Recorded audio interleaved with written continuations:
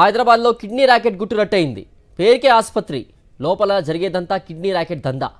Saroor Nagar doctors కాలనీలో ఎటువంటి అనుమతులు లేకుండా ఆసుపత్రి నిర్వహణ, ఎలాంటి ప్రభుత్వ అనుమతులు లేకుండా కిడ్నీ మార్పిడి జరుగుతోందన్న సమాచారంతో ఎల్బీ నగర్ ఏసీపీ కృష్ణయ్య, రంగారెడ్డి జిల్లా డిఎంహెచ్ఓ వెంకటేశ్వర్లు, డిప్యూటీ డిఎంహెచ్ఓ గీత, సరూర్ నగర్ పిహెచ్సి వైద్యురాలు అర్చన, జీహెచ్ఎంసీ అధికారులు, సరూర్ నగర్ పోలీసులతో పాటు సిబ్బంది హాస్పిటల్కు చేరుకొని తనిఖీలు చేపట్టారు. అమాయకుల్ని ఆసరాగా చేసుకొని సరూర్ నగర్లోని అలకనంద హాస్పిటల్లో కిడ్నీ ర్యాకెట్ దందా కొనసాగిస్తున్నారు. ఇతర రాష్ట్రాలకు చెందిన అమ్మాయిలకు డబ్బులు ఆశ చూపి పక్క రాష్ట్రాలకు సంబంధించిన డాక్టర్లు తీసుకొచ్చి ఇక్కడున్న హాస్పిటల్ వాళ్ళతో కుమ్మక్కై కిడ్నీలను విక్రయించి డబ్బులు దండుకుంటున్నారు.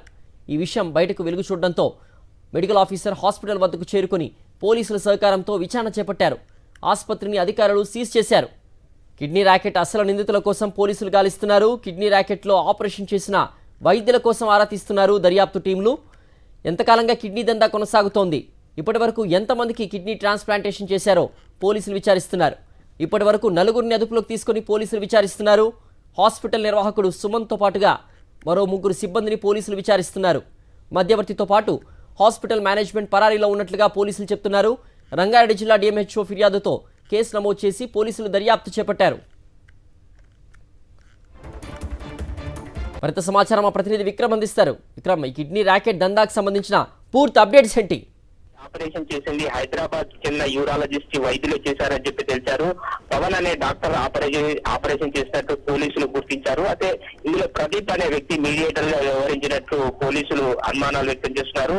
అయితే కిడ్నీ ఇచ్చిన డోనర్స్ సంబంధించి ఇద్దరిని గుర్తించారు. అదైతే వాళ్ళు గాంధీ హాస్పిటల్లో చికిత్స పొందుతున్నారు. అదేవిధంగా ఫిర్దోస్, నస్రీన్ బాను ఇద్దరికి కూడా కిడ్నీ అమర్చినారు వైద్యులు. అదేవిధంగా మన కిడ్నీ డోనర్స్ కూడా ఈ ప్రదీప్ అనే వ్యక్తి మధ్యవర్తిగా ఉండి డోనర్స్ సంబంధించి కిడ్నీ దందాలో కీలకంగా వ్యవహరించినట్టు పోలీసులు అనుమానాలు వ్యక్తం చేస్తున్నారు. ఒక్కొక్కరి దగ్గర 55 లక్షల వరకు డీల్ చేసినట్లు, ఆ తర్వాతే వైద్యులు ఆపరేషన్ చేసినట్టు ప్రాథమికంగా పోలీసులు అనుమానిస్తున్నారు. ఇదంతా కర్ణాటక, తమిళనాడుకు చెందిన ఇద్దరికి కిడ్నీ మార్పిడి చేశారు వైద్యులు.